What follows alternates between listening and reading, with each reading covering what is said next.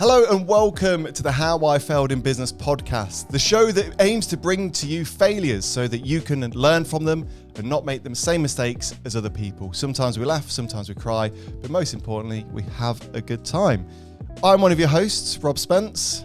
I'm your other host, Sophia Grace. The better host. The better host. And today, that's all on record now, so I can never take that back, can I? I was editing actually a video that you had made previously without me in it, and you said, Rob Spence, the superior How I Failed in Business host. Did I really? Behind my back. I really don't recall that. I'm so sorry. I take it all back. But I did mean it really. And today we're joined by Mitul Gadhia, a serial entrepreneur of many talents. Mitul, good to have you. Thank you very much for having me. It's a pleasure to be here. No, thanks for coming on. When I say serial entrepreneur, you don't like sell breakfast cereal. I should have probably made that. No, I'd probably make more money selling breakfast cereal, to be fair. Yeah. Should probably make that clear. But I'm really happy to have you here because we've been good friends now for many years. 4, 5 years, maybe a little bit longer, maybe a little bit less. But Mitul, introduce yourself, tell us what you do, how you do things. So I run mainly property-based businesses. So I have an estate agency brand, which is Midlands-based. We do sales, we do rentals, we do property management. That's kind of how my career started. I also own a mortgage brokerage, which has approximately 20 advisors within that. And then all the ancillary services that go alongside it. So we have a small wills and trusts business that helps with estate planning, just about to launch into wealth management, as well, a small property auctions company, and I think that's everything at the minute. Yeah, and there's a couple of new ventures in the pipeline, but that's primarily what we do. Wow. Where did the love for property come from? So my family's always had property, so I've always kind of been surrounded by it. And previously we used to use other agents, and because my parents were always busy working and running their businesses, from a young age I was always asked to help out, and I just really used to enjoy it. And then when I used to see sometimes the service we used to get from some of the third-party service providers, I used to sometimes think, well, I'm just a kid and I can do better. And then eventually that's when the desire to go into property came from. So yes, I started when I was 22. Wow. And still enjoy it?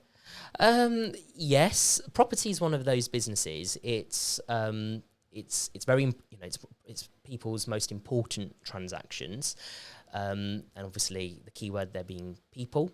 Very, you get some lovely clients to deal with. You get some challenging clients, let's say. But property is very emotive. I think they said it's probably one of the most stressful things outside of kind of giving birth and divorce. We're kind of in that sphere of emotion.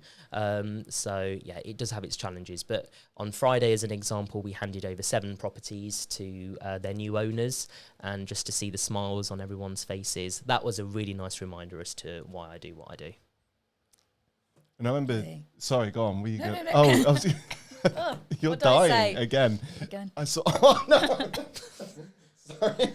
I remember seeing some of the photos you shared on Friday, I think. It must be quite, like I said, that rewarding feeling to see these new families start their new adventures, I would have thought. Absolutely. I think it's really tough out there for people to get on the ladder, the challenge of, higher interest rates, the amount of deposit people are having to save, then you've got the cost of living crisis still ongoing.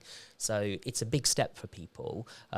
So when you finally get to completion day after battling with the lawyers through the legal process, it's that kind of feeling of relief. And so we had lots of tears of happiness as well on the day. People were very overjoyed, let's say, with what had happened. Some of them, my longest transaction on Friday actually that came to an end was 2 years. Buyers pulling in and pulling out, then the chain collapsing. So 2 years they were on the market, and eventually we got the job done 2 years later. So that was a really nice feeling. I bet. That makes you feel a lot better about how your process is going then. Yeah, absolutely. I mean, that is one of the longer ones. I mean, if I had to wait 2 years for all of my transactions to go through, I think we'd be out of business. Yeah, so that would affect cash flow. It really would, yeah. The stress of buying a property is not something that I've yet been faced with. But my friend's just recently found out that she's pregnant. She's having a baby. Oh, wow. And she had her first sort of checkup consultation. They were like, you shouldn't drink, you shouldn't smoke, you cannot move house. Wow. They say it's officially the most stressful thing that you can undergo during pregnancy. Yeah. Which with the best will in the world. I mean, and that's where it's important for businesses like ours to play a key part in alleviating that stress and making sure that things like communication are better, and there's someone that's actually in charge and managing that process, rather than leaving the client to kind of fend for themselves and just navigate that journey. So I'd like to say, I mean, there's still work to be done because there's so many different third parties involved in the process, which unfortunately we can only control to a small degree. But we still like to see, think that we do a fundamentally better job than some others. Yeah. And you've got a lovely brand that does it, and I know that, I think anyone looking to move house can put complete trust into your brand to look after them. Because I think, like, speaking from experience, and I could be wrong, I believe that a lot of that stress comes from the unknown and it being an unknown entity. Like, first-time buyers, 100%, because where do you turn to? What do you do? What's next? What happens in that cycle? You've never done it before, so you don't know. But even then, you move house or buy 5 or 6 times in your life. I don't know if you know the exact statistics. I don't know. It does vary, but I think on average it's something like seven times in a lifetime that people will eventually move. So as they go up and down the ladder. But that was one of the key reasons for then having, that's how our business has grown over time, because people need conveyancers, they need a will writer, they need mortgage services, they need someone to do their insurance for them. And, the reason we have these other services is so we can actually try and offer more to the clients. So it's so nice when a client even visits us at the office, where actually the broker's there, the mortgage advisor's there, and we can control every aspect. So that does help alleviate the stress because you've got a single point of contact and one firm to deal with. Yeah, absolutely. And I know, and we'll kind of probe into like the big failure that we kind of want to talk about in a minute, but we had a really good conversation upstairs. It's a shame we weren't mic'd up about sort of like the perception around failure as a whole, especially in business. I mean, what's your kind of concept on, or what's your opinion on failure? So failure is inevitable. I think it's how everyone learns naturally through life. I think sometimes though there's a big taboo when it comes to talking about business failure, because everyone wants to be seen like they've got everything figured out, and there's this almost bravado about no, I know what I'm doing, and sometimes one of the biggest failures is not recognizing when we need help, or when we're not on our A game with something, and we continue to carry on as if nothing's going on. So I think that in itself is a key failure. But I think as a business community, we're probably not very supportive of the word failure. We brand people when they've had failure in business, and that's not. I think that needs to change. We need to be more supportive, because people are in business for a long time. There is no, kind of linear, it's for very few businesses that line is just straight going up. I think for a lot of people it is very much up and down, those peaks and those troughs. But I think it's how you deal with those troughs that makes you then a better business person. So I think failure is positive. We need to, so the fact that you guys are doing this podcast and shining a light on even the word failure, I think is fantastic. I'm very privileged to be here. But yeah, it's not a bad thing. That's how we move forward, through failure. Yeah. I think that's absolutely been what the point of the podcast has been, is that all of the business leaders that we've had on come in and talk about their failure, but none of them are at the lowest point in their career.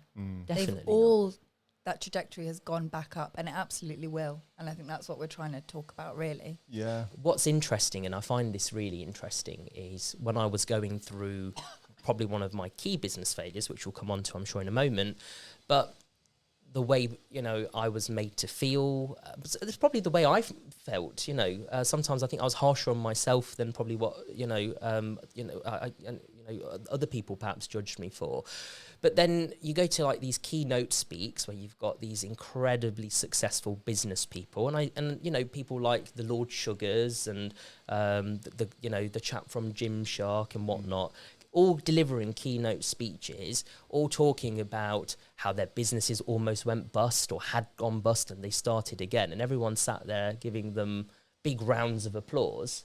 Yet we don't do that for some of our, colleagues on a smaller level. You know, we almost kind of write them off as failures. So I find it really interesting how, on one hand, we appreciate how people have failed and then turn things around, but we're not very supportive of that across the board. So yeah, and more work does need to be done, and I really appreciate what you said, because that's, like I say, one of the reasons why we set the podcast up, just to remind people that, look, everything isn't, like say, is plain sailing. You know, it's always up and down, the little speed bumps, some massive speed bumps as well at times, but also as well, like, you learn a lot from the mistakes. Like, I'm an avid reader, and if you look at the majority of like biographies, autobiographies that I've read, I take more from when they're talking about the mistakes and the mishaps that they've had, more so than that, I've done this and I was amazing kind of thing. It's that learning process around failure, isn't it, I think? And even now, I've been in business, 6.5 years at the time of this recording, and I've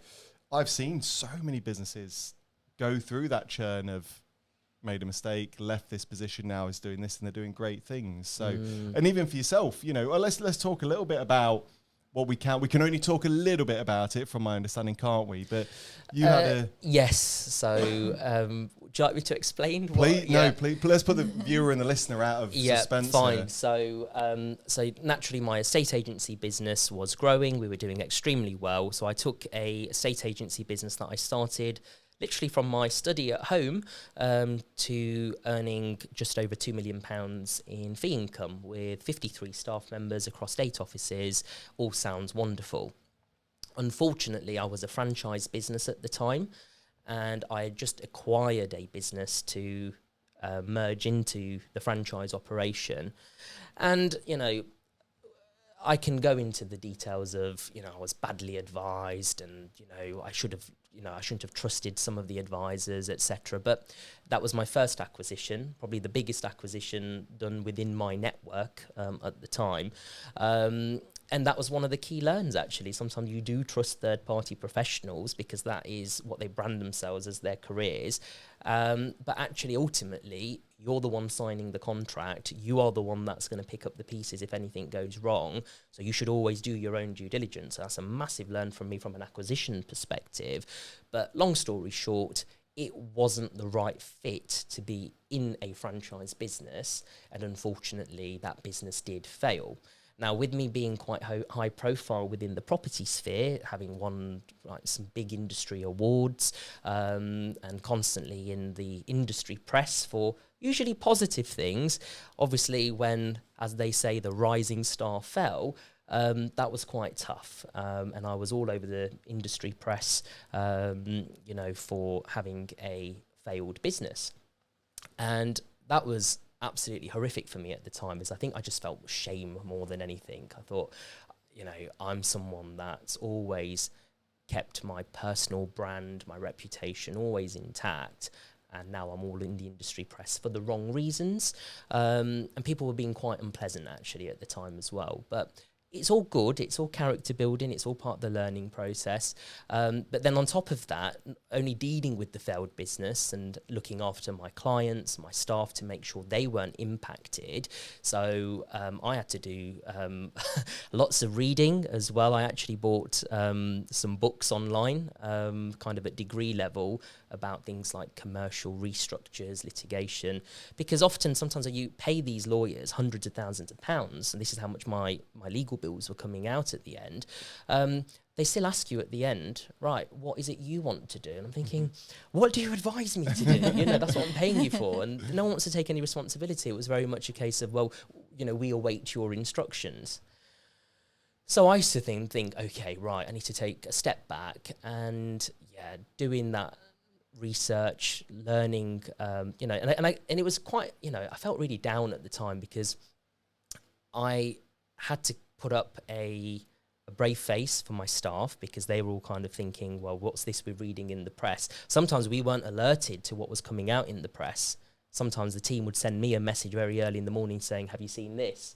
And you think, oh my God, and your heart used to sink and think, oh God, here we go. And then you'd have to get a team huddle and then explain. And I was very transparent with my team. I think I've got a very good relationship with people that have worked for me. I've had people that work with me from the very beginning of my journey. So some of the team members that I've got now been with me for 12 years since I started in business. So, they've got that trust in me, and that's probably what's kept me going as well. So always very transparent with them. Took their views on board as well, actually, because, people assume once you're a business owner, you're the one that has all the answers all of us, and not all the time, actually. So sometimes some of the team members had some really good ideas. We muddled through. Unfortunately, the back end of that ended up being a very nasty litigation that went on for about 2 years, just not long came to an end. And I can't obviously talk the details of that because we settled in the end, and obviously it's confidential. But it was a positive outcome. It means I'm now an independent business, which is probably a blessing in disguise now because I don't have my wings clipped as to what area I can cover. And actually, we're now prepared for kind of phase 2 of our growth, and already that's going in the right direction. So, yeah, when I look back, I remember my mum at the time. She's very supportive, bless her, because I'm an only child, so it's just me. My dad passed away last year as well, so the bond between me and mum is very, very strong. And she once said something to me which always resonated with me, and she said, look, everything that happens for a reason, and that reason is always good. We might not just be able to see it at the time. And I looked at her at the time thinking, are you crazy, woman? I'm literally being sued. I could lose my house. I could lose my business, everything I worked for. And you think it's a good reason. I just said, don't talk to me. I said, this is not what, if this is your kind of bedside comfort manner, I could do without, quite frankly, But actually now I can see that she was right. It was very, very positive. So I do owe Mum an apology on that one. On this public platform, on this gets public an apology. platform, yes. Yeah.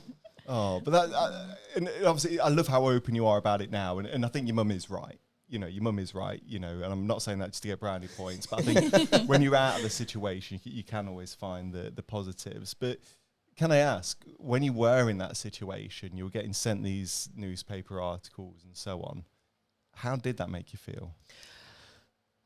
Do you know, I thought I was a tough cookie, and I am, but yeah, it's just reading the comments. And I think, it just when I look back now, it was such a good learning experience because people that I thought were really good allies of mine in the business community turned out not to be, which, you'd rather just know those things, but yeah, it was, it was, like I said, the shame, it's like, how can this happen to me almost, especially when you take such care in building your business.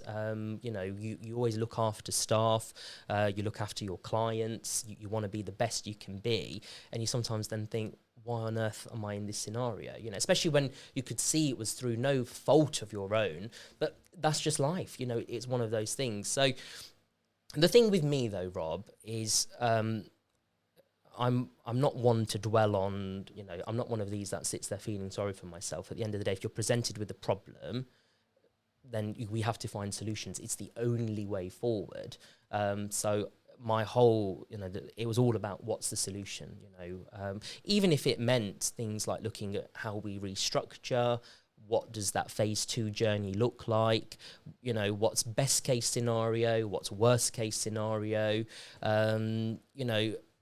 it was just mapping all of that out and just tackling it head on. And it was hard. There were some days where I was just not in the mood to even look at some of that stuff. So it would be just phone on airplane mode, just take myself away for a day or so. And, and it's also then choosing the right audience. Who do you talk to about some of this stuff? Yes, I'm very close to my team, but my job is not to worry them, because, a lot of whilst they're supportive, at the end of the day, there's very little control they have. And the fact that they were loyal and stuck by me meant the world to me. So they were the wrong audience.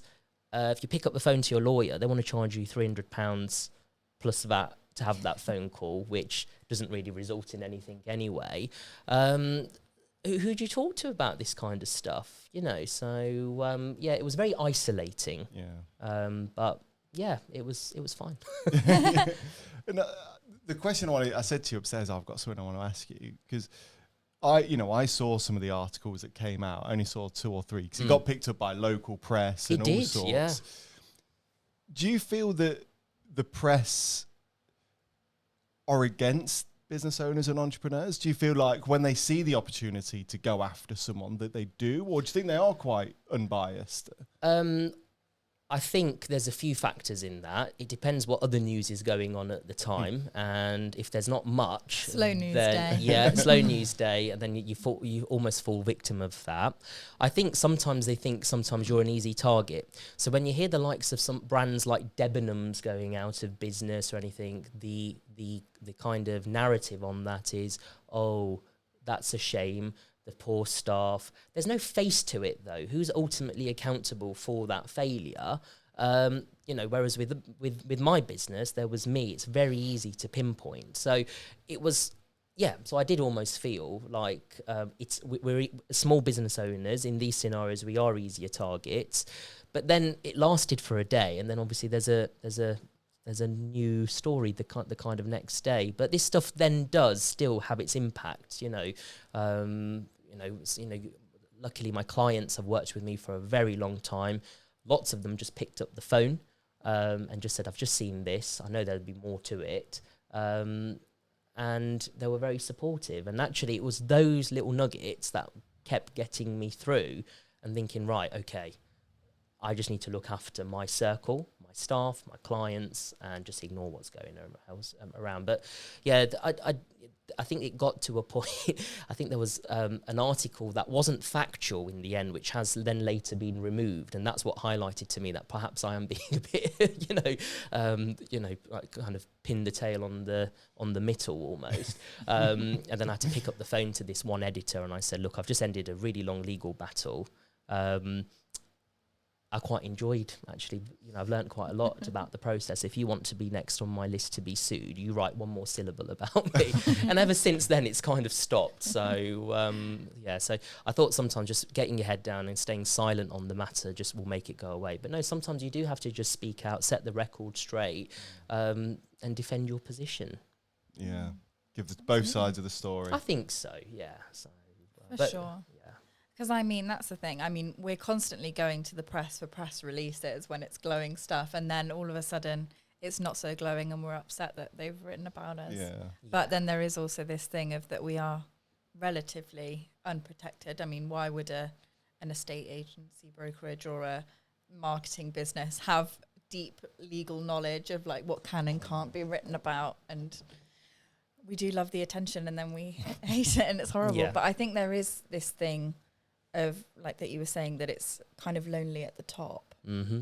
And I think it's a real shame that some of the people that most believed those articles were the quote-unquote friends that are reading them and seeing them and knowing that everyone else also in those circles is reading them, and this sort of like that you're tarnished by association, and they'd rather distance themselves and be like your clients who perhaps have the most to lose, but were the ones that picked up the phone to say, I know there's more to this story. Very much so. And so I kind of kept my head down out of the business networking. To be honest, you need to be in the right frame of mind for some of this stuff. And actually for the best part of almost 18 months, 2 years, I wasn't, because I just had honestly, boxes and boxes of legal paperwork to trawl through and things as well. And then when people say, oh, do you want to come to this event? And then you just think, and say what? Because when people say, oh, how's business? And you think, it's not really a question, you can say, yeah, it's all fine. It's not, so I just kept my head down. But it was interesting just seeing when people thought I had no money left, how they changed. And I think that's a really, I'm glad I went through that lesson because it just highlighted to me. You had a moment where the chips were down. Yeah, and actually who stood by me and who didn't. And actually that number was very, very small indeed. So, but that's fine, actually. It's good to keep your circles small, I think. And it was a really good lesson. No, fantastic. Well, we're getting the Molly wave, which means we're nearly at break time. Now, in typical How I Failed in Business fashion, I've left my notes for my game upstairs. You haven't. Have you actually? So what we're going to do, we're going to take a break. Okay. And then straight after the break, we're going to play the first game, which is going to be Fail or Fiction. Okay. And then we'll play 2 games in one half. Does that all sound fair? Sounds good. I've been sat here thinking, oh my God, I've been listening obviously to you, but I've been sat here going, oh my God, my notes are upstairs. And I was like, can I just get my phone out and message someone to bring them down? Can I get Molly to, like, telepathically? I was trying to talk to you, Molly. I was like, Molly, are you there? Listen. So we'll play the game after the break if that's Sounds all okay. good. But I really appreciate you sharing that, those stories around that, because I know for many, I think, entrepreneurs and business owners, they just want to sweep it under the carpet, wouldn't they, I think? And just final question before the break, just I want to know your quick thoughts. But in terms of, what you're saying about failure and this ideology around failure, do you feel the fear of failure, in particular fear of failure in the public eye, puts off some business owners and entrepreneurs from making the next steps in their business and play it safe? I think so, and we see loads of people coast by in business, and that's fine. I suppose it depends what your aspirations are, but with business is about sometimes taking risks, calculated risks, and they may pay off, they may not. But I think for some, the fear of failure definitely puts them off. And actually, it's not even just that, Rob. It's also that fear of failure that stops people from asking for help.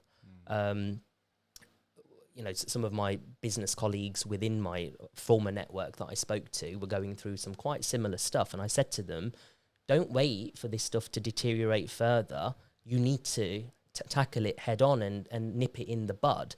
And they just said, oh, but this will happen and that will happen if I do so. I said, but you're not, it's like with an illness almost. If you catch it early, why wait till it progresses later and then nothing can be done, So there is almost that with business owners as well. And actually we need to kind of lose the ego, set that aside and do the right thing for our businesses and ourselves ultimately. Perfect. Well, look, we'll take a quick short break. I'm going to run upstairs, go grab my notes. So stay tuned for this quick short messages and we're back in just a second. Do you need digital marketing services? No, you cut me off. You weren't going to say anything. What even is digital marketing? That's something we hear from clients all the time. It's an ever-changing world on the internet at the moment, and you can't be expected to know it all, but we can, and we do.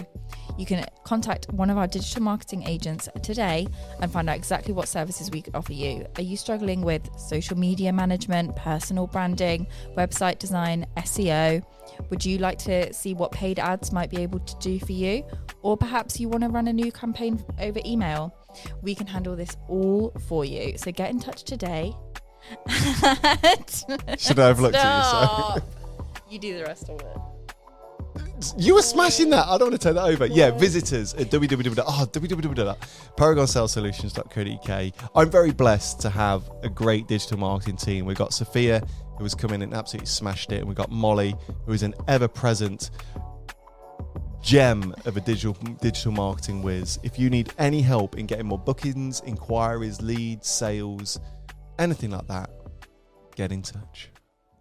Hello and welcome back to How I Failed in Business. Now, if I'm slightly out of breath, it is because I've run upstairs to get my notes from our first game. So we're going to play our first game, Fail or Fiction. Is everyone ready? Ready. Yes. Fail or Fiction. So, just to explain the game. Okay, there's no prizes, there's nothing that you get. We keep saying we're going to set up a leaderboard and we keep forgetting, to be honest, but we will do one day. Eventually. Fail or Fiction is a very easy game. I'm going to share with you 3 stories all about a brand, a business, a software, a hardware, a product, and it could be anything, okay? That's something's happened and it's failed. I'm Okay. literally the worst person to have on your team on that pub quiz. So Yeah. let's see how I get on with this. Could be a surefire winner for you, Sophia, on this one.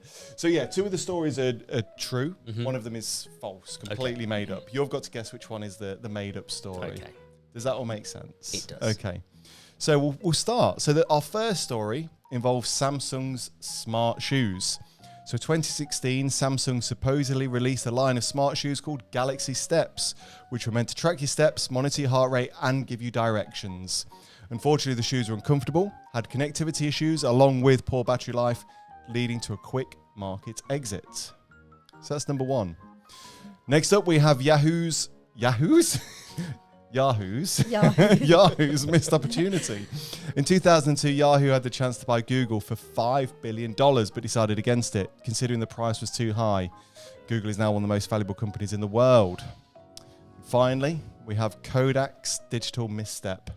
So despite being a pioneer in digital photography, Kodak decided to focus on just film photography to protect their existing business. The decision led to the decline and eventual bankruptcy in 2012. So 2 of those stories are true. 1 of them is false. Discuss. Immediate thoughts. I've heard about the shoes, but I can't remember if it was Samsung or Apple Okay. that had done those. Okay. Kodak, I know Kodak. they've closed They've- those of their factories Yeah. because of houses have been built on the one in London. Did you sell any? Did you? Yeah, Kodak I know. Crumbled. What was the middle one? So Yahoo's, Yahoo. so they had the chance to buy Google for $5 billion, but said no, don't want it. And then the shoes. Then the Samsung shoes. So I'll put you out your misery. We've already spoke about this on the podcast once before. Oh, really? Kodak is true. That was the first one I ever got right, isn't it? Was it? Yeah. Oh, I don't know. I don't keep the scores like you. I do.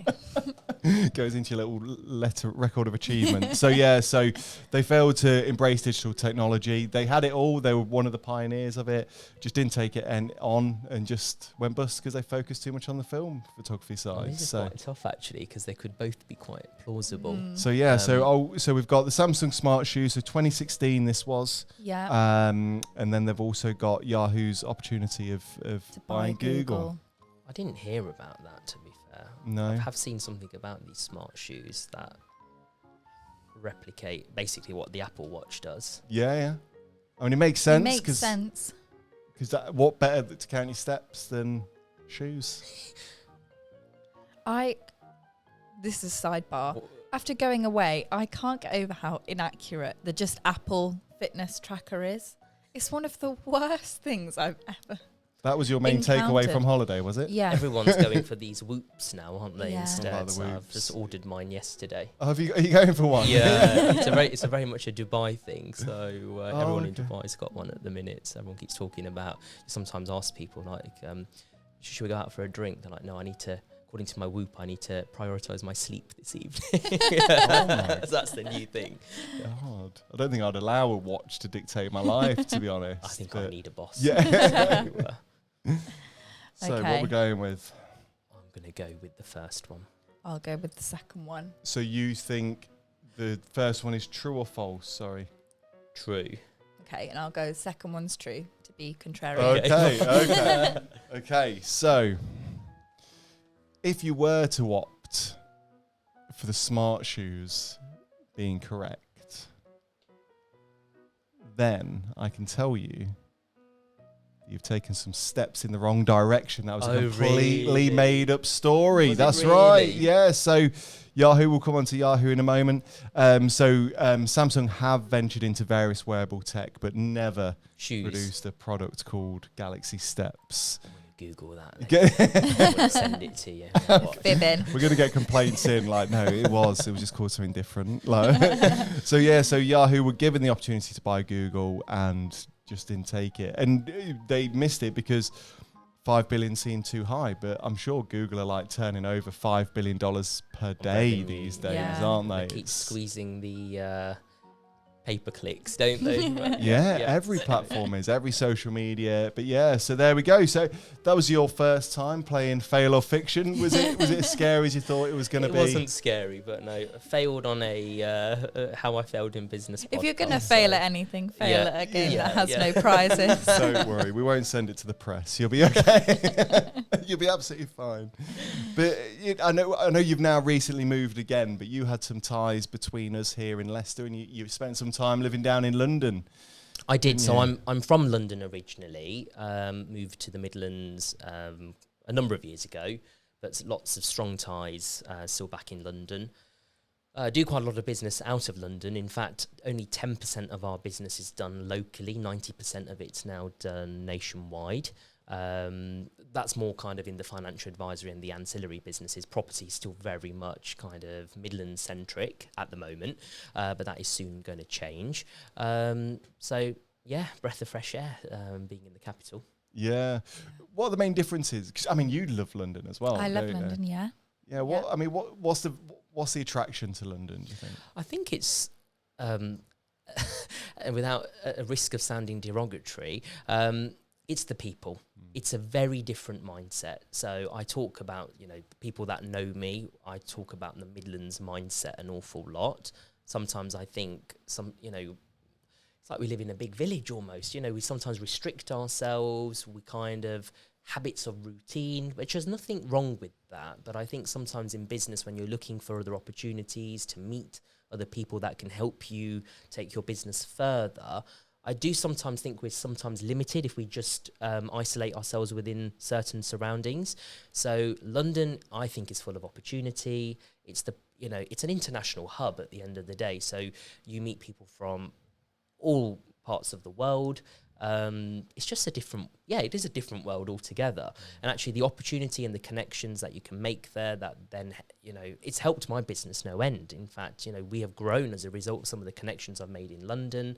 And more recently, that has helped me start up in Dubai as well. That all centred from networking at the Arts Club down in Mayfair, and opportunities came up which were too difficult to ignore. And yes, I made the move to Dubai in January. So yes, I'm only visiting at the minute. So. You are. You're just visiting now. Before we come on to Dubai, because we were talking upstairs about I was in London yesterday, and I hate being in London because I always come back feeling so buzzed, so energetic, so energized. It's such a different world, especially to Leicester business, but I assume to other cities' business life as well. I'd assume. I don't know. Yeah. So any big city, has. I think it's just different. Like I said, in terms of the networking opportunities. If you think about even Leicester. If you go out for restaurant, if you go out for dinners in restaurants, it gets busy around 7, and then that's it. That's their last sitting. Whereas in places like London, people are still, there's a 7 p.m. sitting, there's a 9 p.m. sitting, there's an 11 p.m. sitting.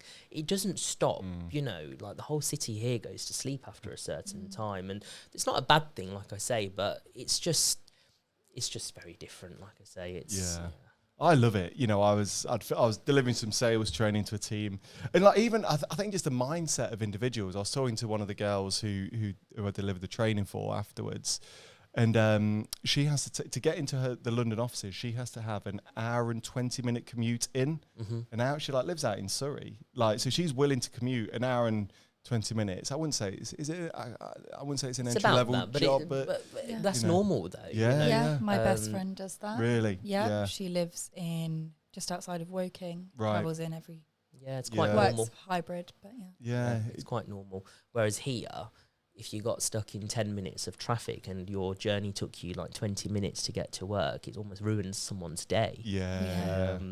It's all people, it's interesting actually, because I've had to move my offices to somewhere with parking and close links to the motorway, because recruiting in my old former city centre offices here in Leicester was difficult. I just couldn't get the applications. People didn't want to do that. And I think, well, how come in the city they end up attracting this talent? So it's just very, very different. It's like chalk and cheese. It really is. Yeah, absolutely. So now you've ventured out to Dubai. You've gone from the big smoke to the big desert. I don't think it's a desert, is it? Well, it is pretty much still. Yeah, so it's all built on a desert. How's that been treating you? How's life in Dubai?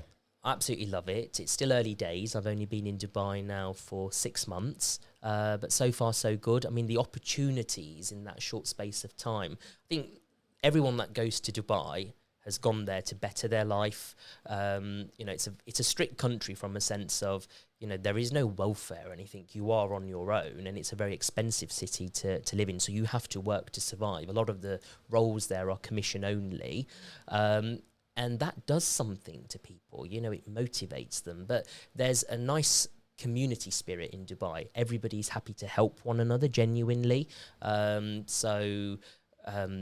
I'm just about to open an international real estate brokerage out there, as well as doing mortgages in Dubai, which is all set up. But the amount of support that I've been, you know, getting from new friends who are just strangers that I've just met through friends of friends or just being out and about is absolutely phenomenal. You know, this week we've got a 30 million euro villa to instruct, amongst some other things. And that's just come about, you know, networking. And I just think, that would not happen to me if I was just sat here in Leicester. You know, these things, sadly, they just don't happen here. So, yeah, I do think you need to broaden your horizons if you want to, you know, move forward. And obviously, having been through what I'd been through was almost forcing me to kind of think, well, what is there else in the world as well? So, yeah, it's all, touch wood, going in the right direction.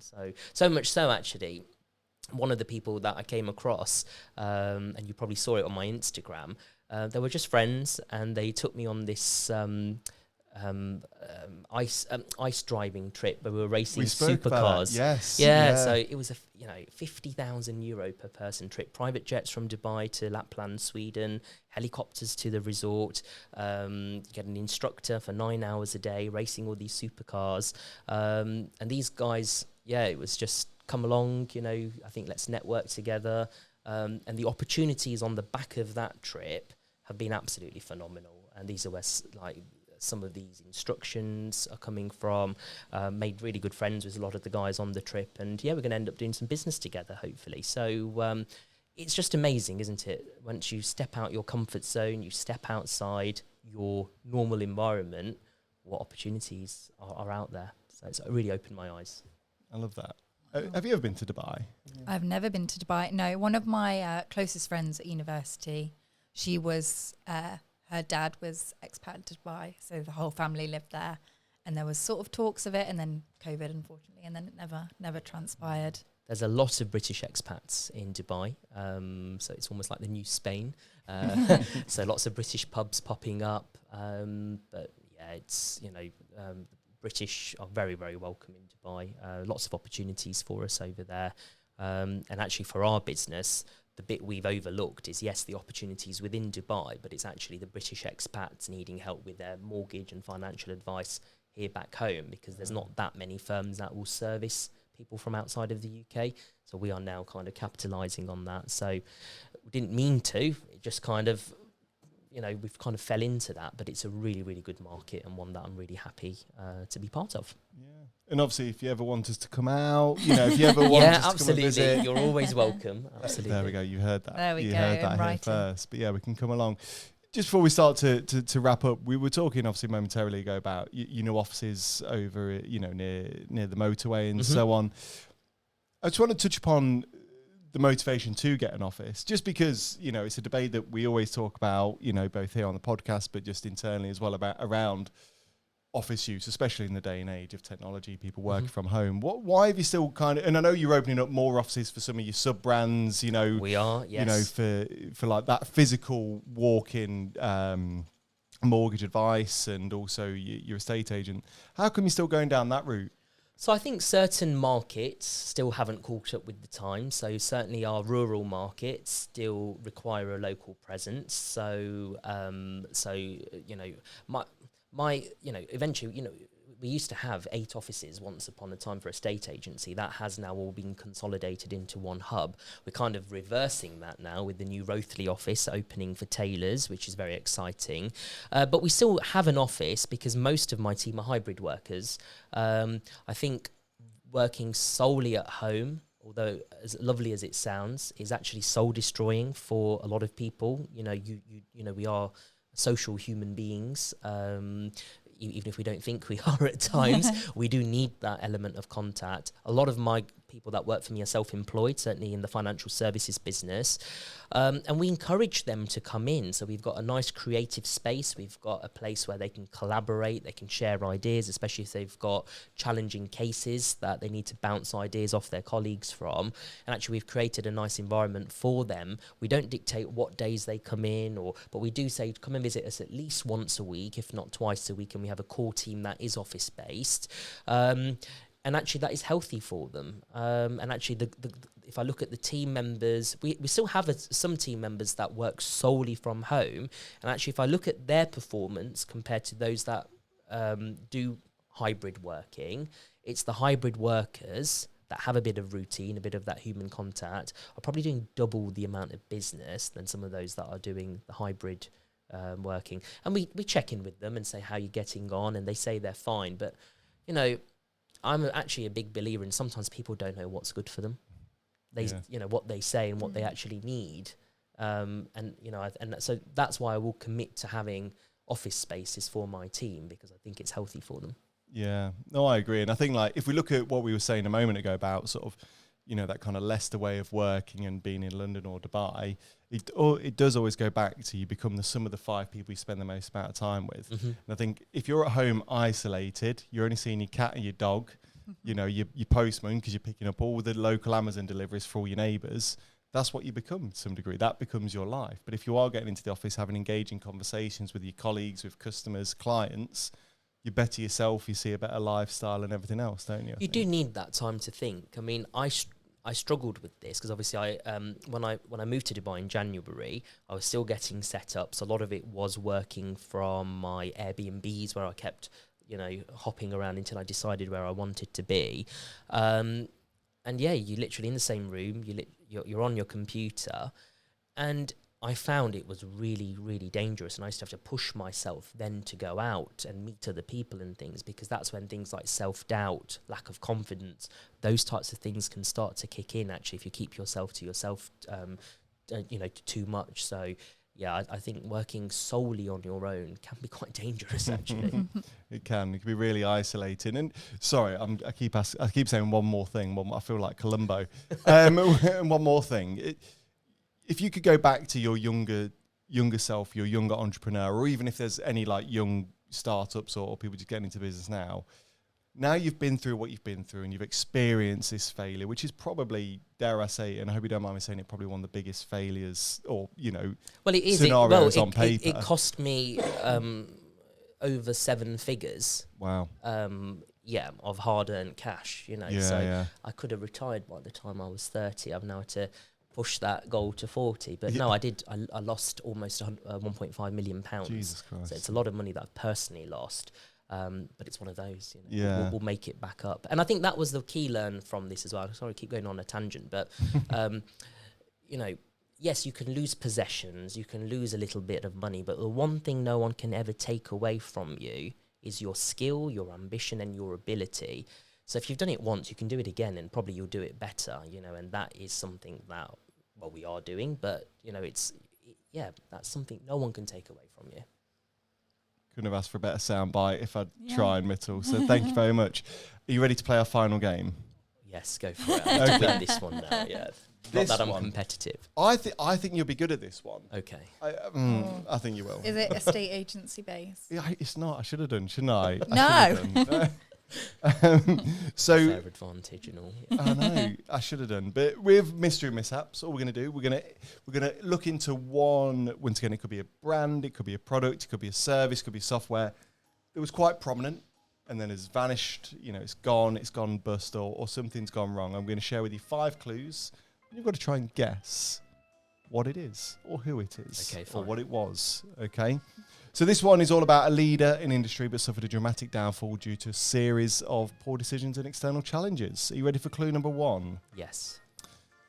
Company was founded in the early 1900s, and quickly became a household name in the UK. Wilkinson. Okay. Oh, straight in with a Wilkinson. I can say it's not Wilkinson. Oh, is it not? But I can see why you would have guessed that. Yeah. Any early thoughts? No early guesses. Very elusive clue, isn't it? Of course, for you listening at home, do play along. At its peak, this company operated over 800 stores, making it one of the largest retailers in the UK. Okay. Oh, what's on his lips? Oh yeah, he just shouted out all the brands.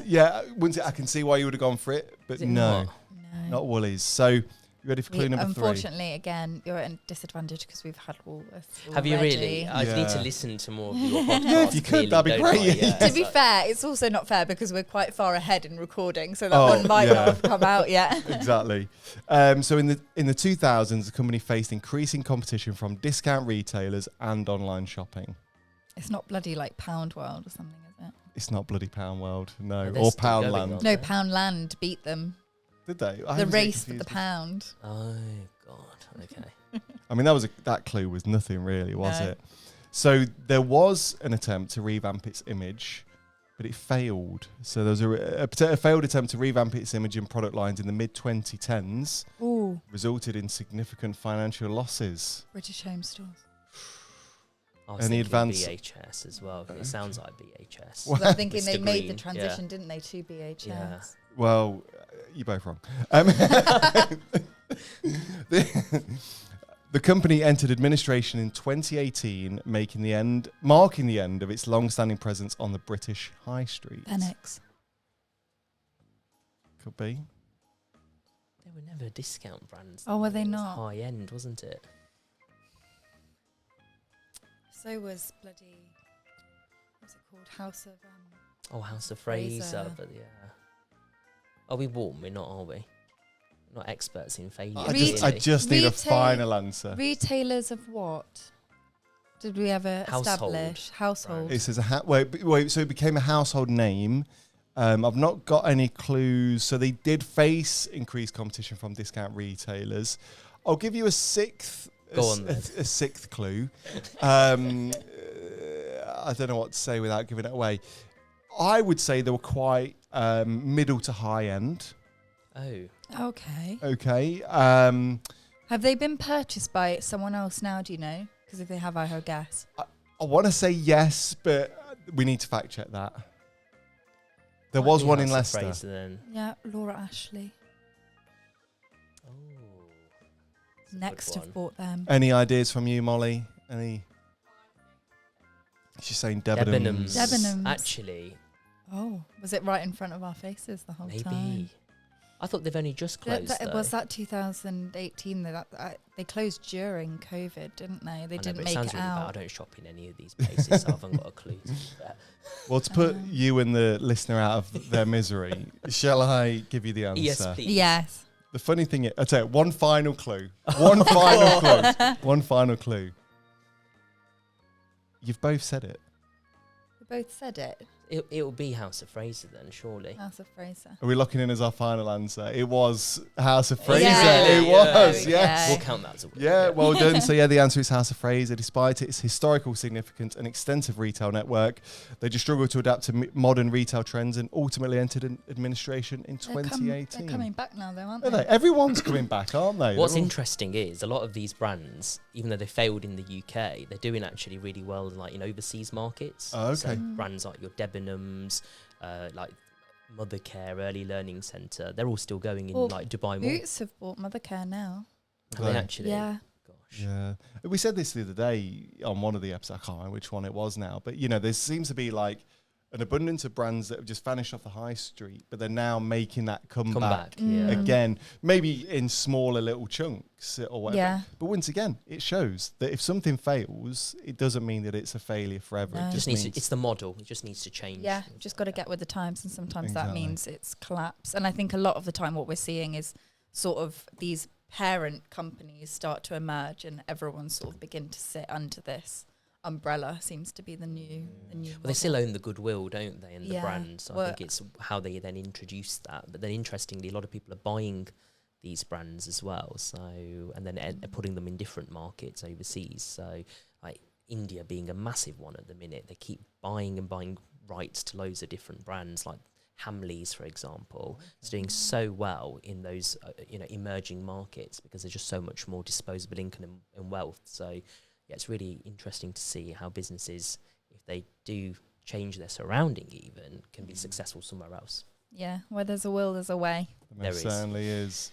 But look, we're going to start to wrap up, Mitul. You know, so what's next for yourself? You know, what's next for the umbrella of companies, I guess? Yeah, so partnering. So one of our key things is we want to help as many people become business owners themselves. And we provide the framework to be able to do so, whether it's wealth management, mortgages, real estate, soon to be conveyancing.